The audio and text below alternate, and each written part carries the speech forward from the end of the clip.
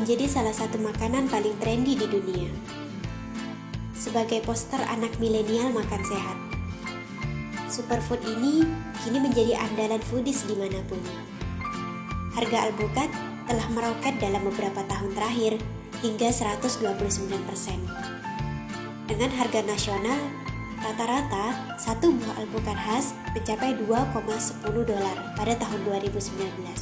Hampir 2 kali lipat hanya dalam 1 tahun. Para arkeolog di Peru telah menemukan biji alpukat peliharaan yang terkubur dengan mumi Inca yang berasal dari tahun 750 sebelum Masehi. Tetapi suku Aztec pada tahun 500 sebelum Masehi, mereka menamakannya testis. Ketika Spanyol menyapu Meksiko dan Amerika Tengah pada abad ke-16, mereka menamainya aguaquet. Pertanian ini berkembang selama beberapa ratus tahun ke depan, terutama di Amerika Tengah dan Amerika Selatan. Tetapi konsumsi di luar wilayah ini sebelum akhir abad ke-19 hampir tidak ada. Komersialisasinya dimulai pada awal tahun 1900-an, tetapi difokuskan pada branding alpukat sebagai makanan lezat untuk orang kaya. Seperti iklan di New York dari tahun 1920 yang menyatakan sebagai aristokrat buah salad. Tetapi sejumlah petani California menyadari bahwa aguaquet yang sulit diucapkan tidak cocok untuk pasar massal. Jadi mereka membentuk Asosiasi Alpukat California. Pada tahun 1950-an, skala produksi tumbuh dan harga alpukat masing-masing turun menjadi sekitar 25 sen. Ketika orang Amerika Latin membawa kecintaan mereka pada alpukat ke Amerika Serikat. Tetapi ketika permintaan meningkat, pasokan harus tetap ada. Kesulitan sebenarnya untuk menghasilkan tanaman alpukat skala besar mulai terlihat. Kebun alpukat membutuhkan sumber daya yang luar biasa mahal untuk berkembang. Ada banyak hal yang dibutuhkan untuk pembudidayaan alpukat, baik itu air, pupuk, pemangkasan, pengendalian hama, dan perlindungan pohon dari sengatan matahari. Semua itu dilakukan agar mendapatkan hasil panen yang sangat berkualitas. Rata-rata petani memutuskan untuk menanam kebun alpukat. Mereka memilih pohon yang berasal dari pembibitan bersertifikat dan harus melakukan pemesanan bertahun-tahun sebelumnya. Rata-rata, jika memproduksi 100.000 pon per hektar, itu membutuhkan sekitar 1 juta galon air. Jadi, 100 galon per pon, sekitar 50 galon per 8 ons buah. Yang sangat sulit bagi seorang petani yaitu untuk mengelola hal-hal yang tidak dapat diatur, seperti angin dan sinar matahari.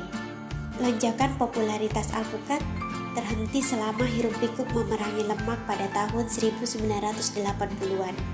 Dengan rata-rata hanya 1 pon per kapita yang dikonsumsi di Amerika pada tahun 1989. Obsesi rendah lemak dekade ini membuat konsumen menjauh dari alpukat karena tingginya kandungan lemak, tanpa benar-benar memahami kebenaran nutrisi yang tersembunyi di dalamnya. Ketika berbicara tentang lemak dalam makanan secara umum, orang cenderung sedikit khawatir karena kita sering mendengar di media bahwa lemak tidak baik untuk kita. Tapi, jenis lemak yang ada pada alpukat adalah lemak tak jenuh tunggal, yang sebenarnya sering dianggap lemak sehat atau lemak yang menyehatkan jantung. Jadi, meskipun ada banyak lemak dalam alpukat, sebenarnya lemaknya cukup baik. Alpukat memulai kebangkitannya pada masa milenial dan juga dibantu oleh keputusan politik. Pada tahun 2005, Departemen Pertanian Amerika Serikat mencabut larangan 90 tahun yang lalu dan kini mengizinkan kembali impor alpukat Meksiko ke seluruh 50 negara bagian. Awalnya, keputusan ini membuat marah petani California yang khawatir langkah tersebut dapat memangkas penjualan petani lokal sebanyak 20%. Karena pasukan alpukat di Meksiko menjadi jauh lebih umum dan banyak tersedia, restoran mulai menempatkannya sebagai bagian permanen dari menu mereka. Dan permintaan mulai meningkat. Booming karena rantai pasokan yang tidak konsisten sebelumnya sekarang konsisten. Dan konsumen diizinkan untuk menikmati alpukat setiap hari sepanjang tahun. Sekarang diperkirakan hampir 200 juta pon alpukat dimakan selama pertandingan besar di Amerika. Tetapi jika Anda meluangkan waktu sejenak untuk mempertimbangkan sumber daya yang dibutuhkan untuk menghasilkan jumlah itu, Anda dapat mulai memahami harga alpukat yang meningkat. Menurut para ahli, dibutuhkan sekitar 270 liter air untuk menumbuhkan 1 pon alpukat. Jadi, 200 juta pon bisa membutuhkan sekitar 54 miliar liter air, yang berarti kekeringan atau gelombang panas dapat memiliki konsekuensi yang menghancurkan pada industri alpukat.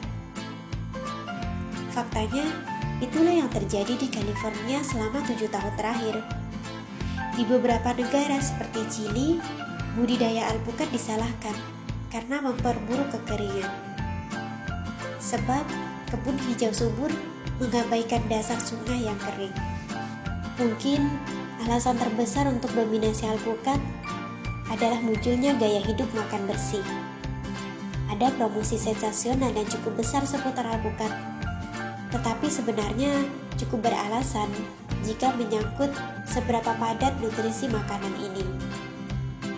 Tidak banyak makanan yang benar-benar menirunya dalam hal profil nutrisi.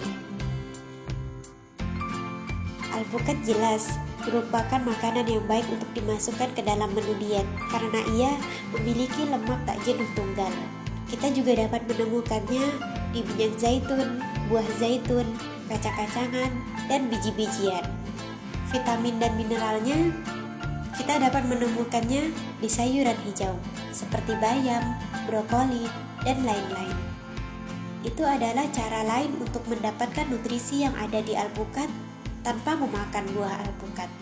Proses pembudidayaan alpukat ini juga membutuhkan tenaga kerja yang luar biasa. Bahkan setelah ditanam, dipangkas, dan dipetik, alpukat membutuhkan metode distribusi yang mahal agar dapat dikirim segar dan matang ke pelosok dunia.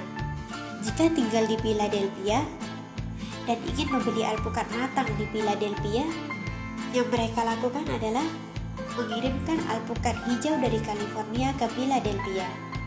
Mereka menghangatkannya dan mendapatkan etilen di dalamnya, sehingga semuanya matang dan kemudian ketika dipindahkan ke toko retail sudah siap dimakan. Jika membeli alpukat hijau yang dikirim langsung dari California ke pasar, kita harus mematangkannya sendiri selama 7 hingga 10 hari. Dengan harga yang begitu tinggi, komoditas alpukat telah menarik serentetan pencurian dari kebun buah-buahan dan truk pengiriman di seluruh dunia. Di Selandia Baru, patroli malam bersenjata dan pagar listrik telah diperkenalkan setelah petani di Northwest 70% kebunnya dicuri. Di Michoacán, di mana 80% alpukat Meksiko berasal, kartel menjalankan apa yang disebut perdagangan alpukat darah. Dengan kekerasan memberlakukan biaya pemerasan yang tidak dapat dinegosiasikan dari petani, berdasarkan ukuran tanah mereka dan berat tanaman mereka. Beberapa restoran telah mulai memboikot alpukat karena mempertimbangkan etika di balik kebiasaan makan ini. Para ahli mengatakan bahwa kekurangan air dapat mempengaruhi 5 miliar orang pada tahun 2050. Dan curah hujan di daerah yang disebut sabuk kekeringan yang meliputi Meksiko dan Amerika Selatan diperkirakan akan menurun. Tetapi sementara bukti kerusakan lingkungan meningkat, industri alpukat masih tumbuh seiring dengan permintaan konsumen.